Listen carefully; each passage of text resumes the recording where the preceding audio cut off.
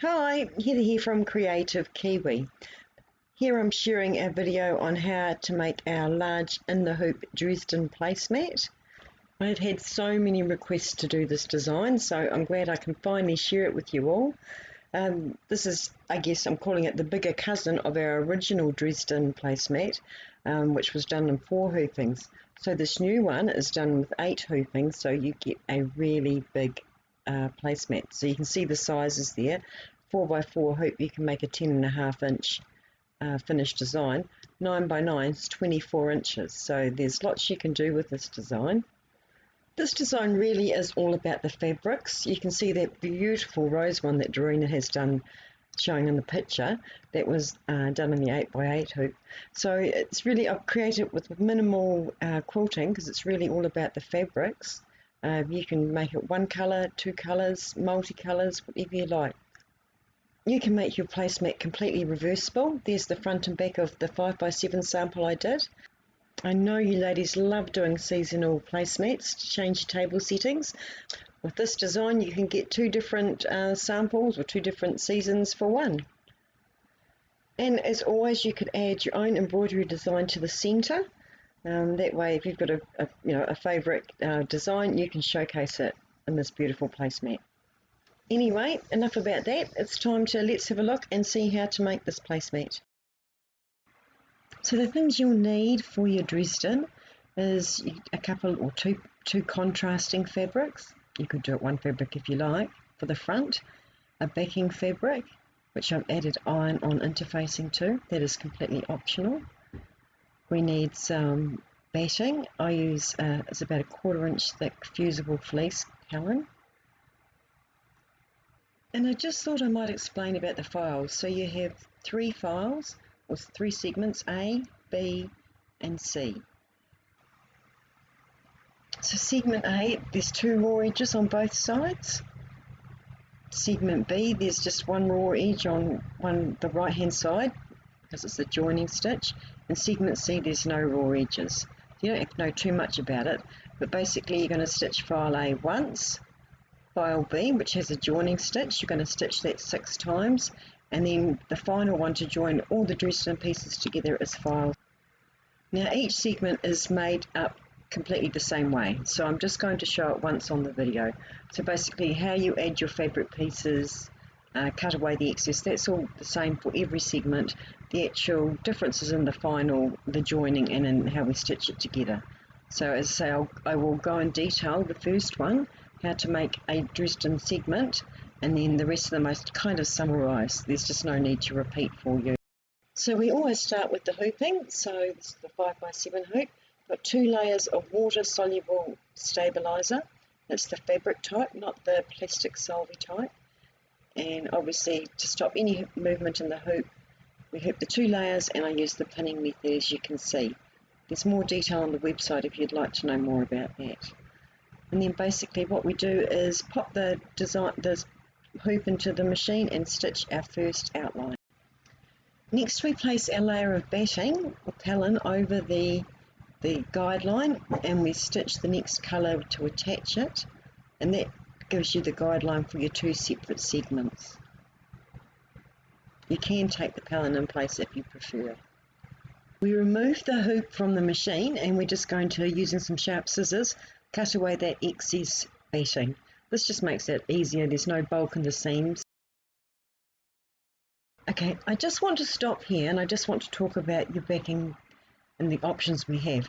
With the design files, I've made it so that you can add the backing in 2 different places. So if you look at the picture, and I did this on purpose, obviously not, but you can see 3/4 of the design has got a lovely quilted back, and there's just 1 segment there that is plain, there's no quilting on the back.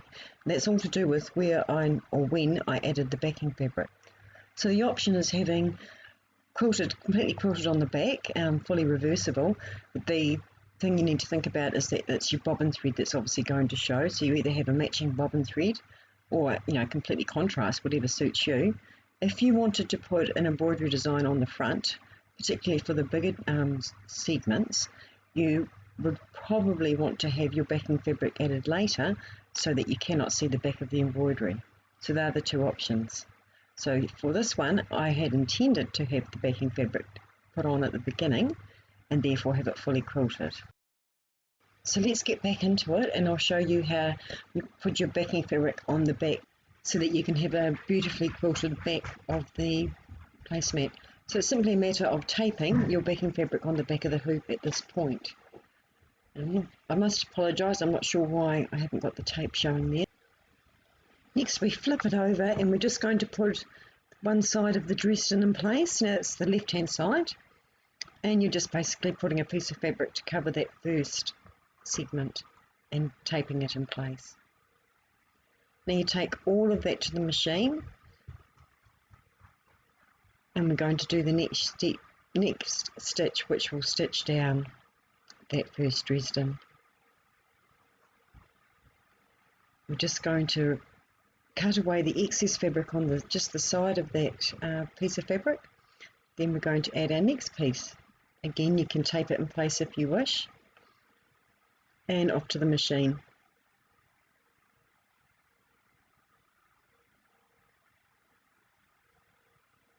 Again, just cut away that excess piece of fabric, and now you want to change your thread to the colour you want for that left hand side quilting. The machine's just going to zigzag up that raw edge just to keep it in place while we do the quilting, and then it immediately goes to just that simple line quilting on the left hand side.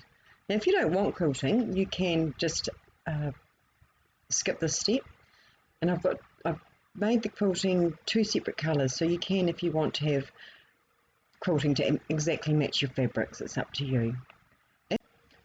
Okay, the next step it's not that easy to see, but if you wanted to not have your quilting show on the back, you would add your backing fabric at that point. It's all in the instructions. And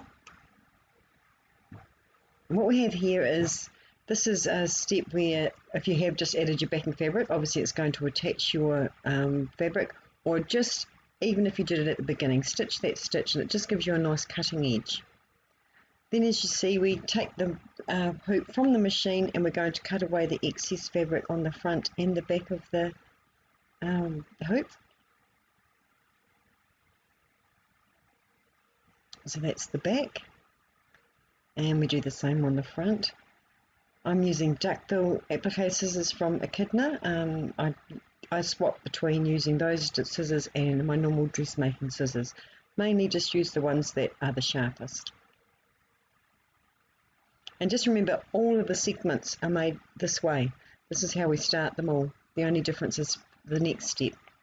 So every segment you make exactly like this. Now we're off to the machine. Now this is segment A, so it's just going to do a satin stitch along the middle and just the top.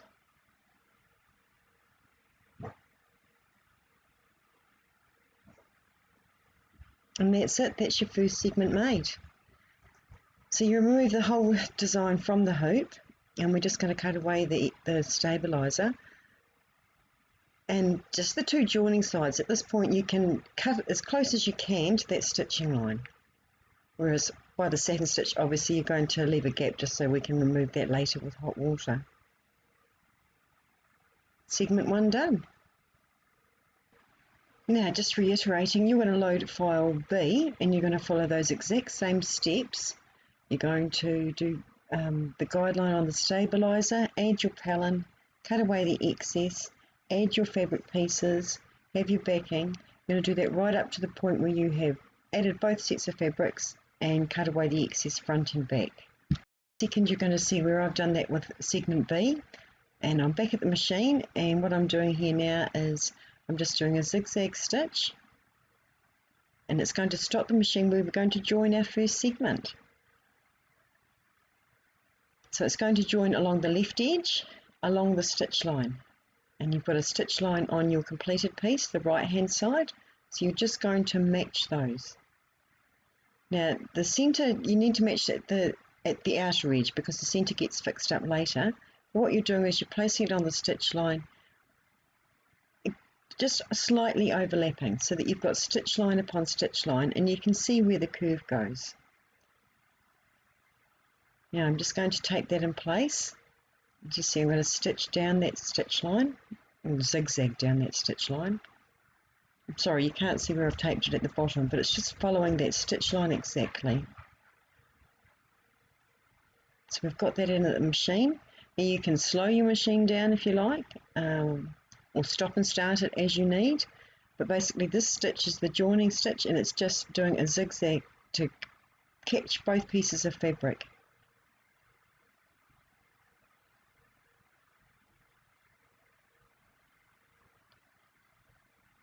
And that's it.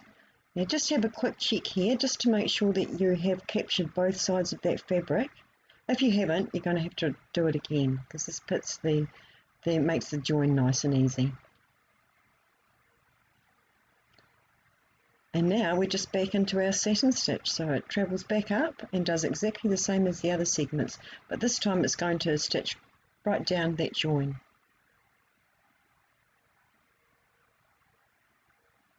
The video looks a bit crazy with it speeded up.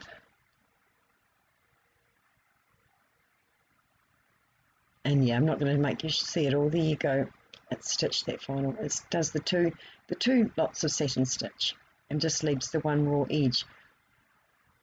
Do the same as before. It's finished now, so you remove it from the hoop and you cut close on that raw edge, and then the next part's just cutting away the stabilizer. And that is segment 2. Now you're going to do that another 5 times, sorry. So you can see there we've got the first segment completed. We're at the point where we've got the second piece. Now we're going to repeat that same file B 5 more times. And I'm just showing you what your hoop will look like as it gets bigger. And it's the same, exactly the same construction. Everything's the same until we get to the last piece. This is where we load file C. And once again, you do everything right up to the bit where you've cut away both pieces of fabric. So while you've got it away from the hoop, from the machine, you're just going to place the completed file against it. Now it's going to join the right side first this time. So exactly as you've done before, you're just going to match stitch line upon stitch line. So I'm just taping it in place before I put it back in the machine. And at this point, you're just leaving that left side. It's just leaving it out to the edge. And it's the same as before. It's just the first step is a joining step. Just zigzagging down.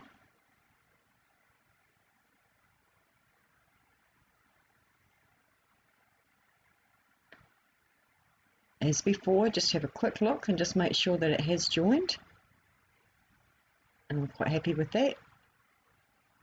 So back into the machine. And you've still got that left piece just to the edge.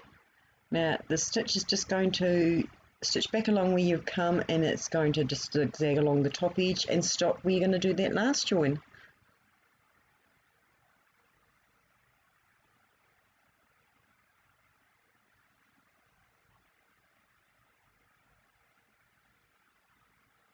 It's the same as before. Now I've done it at the machine, but you could certainly take your hoop from the machine and match it up at that away from the machine. So I've done a few of these, so I just do it at the machine.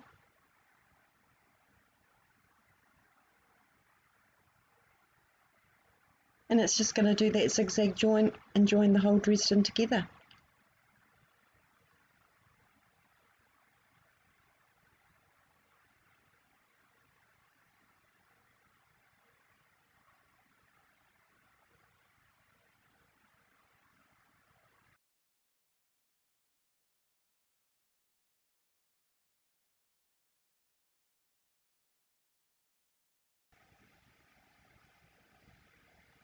So as before, just do a quick check to make sure that you've caught both edges in nicely. Oh, looks good.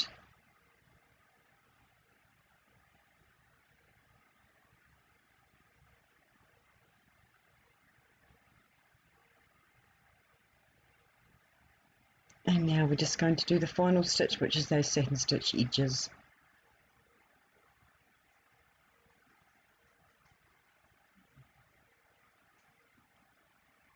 And again, I haven't shown you the whole lot to waste your time. So that's it. You've got the Dresden segments finished. Again, cut away your excess stabiliser, and we're ready to do the centre. So you're going to load the centre file, and as before you're going to stitch the first outline on 2 layers of water soluble stabiliser, and it's just going to stitch those registration marks for you. So you're going to remove that from the hoop, and then you're just going to tape your backing fabric in place on the bottom of the hoop. Right side showing out because it's going to be the bottom of your placemat. I'm taping that in place. Now turn your hoop over, and we're going to use those marks just to line up the 4 sides. So you want to have it placed central and use the satin stitch on your design to line them up properly.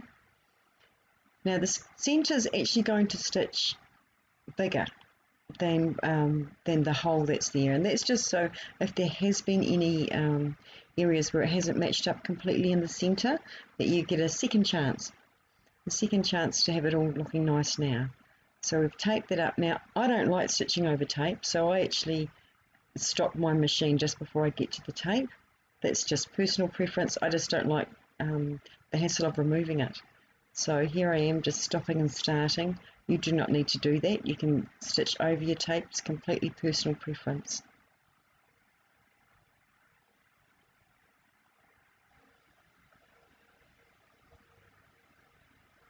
And the final piece that just stitches a guideline.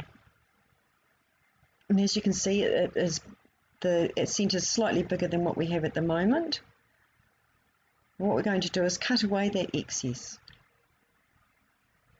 Now, this is up to you. If you don't want to cut away this excess, you can leave it. If you've got thin fabrics or you're not worried about bulk at the edges, you can leave it there. This is just a method of removing a bit of bulk. And as I say, we've done it slightly bigger so that if there was any instances where the sides didn't match up completely in that centre, you've got that second chance now to have it aligning nicely. So there we go. We're just going to put a piece of palin in your centre fabric, tape it in place and take it back to the machine.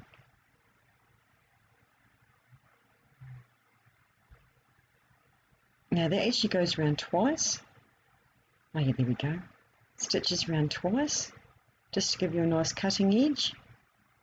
Now the design file actually has a stippling in here, so if you just wanted to do stippling rather than the pattern that I've got, you can.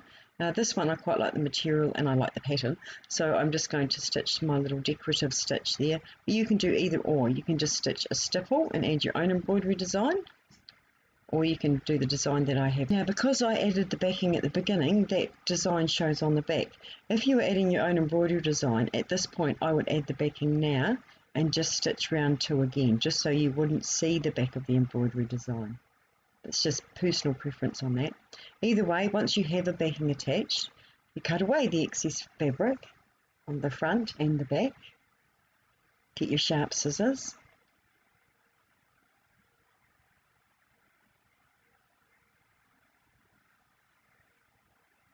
And we're just cutting that excess fabric away.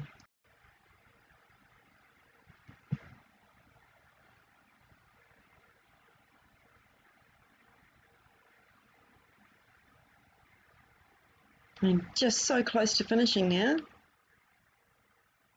It's just a matter of putting that back into the sewing machine, and it's just going to do a stitch round, and it just does the satin stitch edging and the decorative stitch, and that is it. Your Dresden or large, extra large Dresden pattern is finished.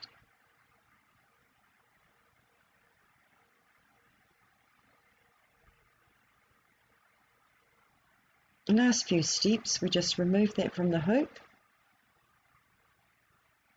cut away your excess stabiliser,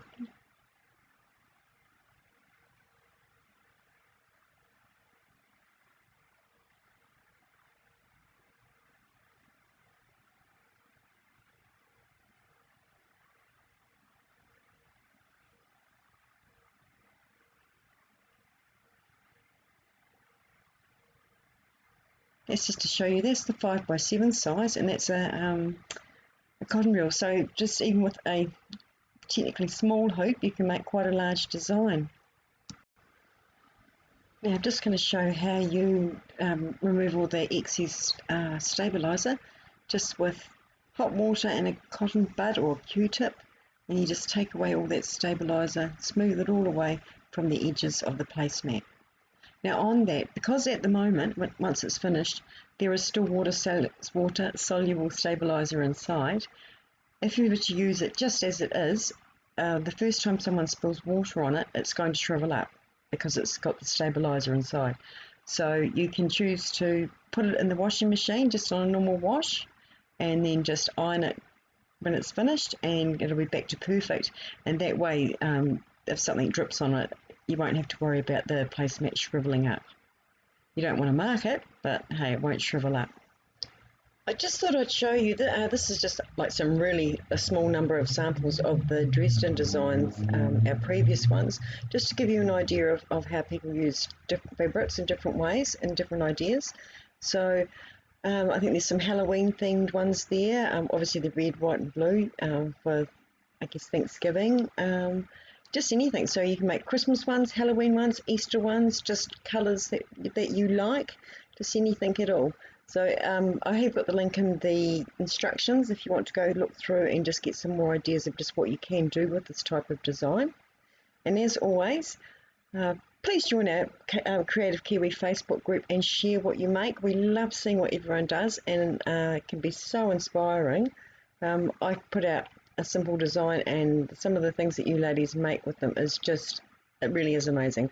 So yeah, join our Facebook group and share what you've made and get some inspiration from others. Thank you so much for watching.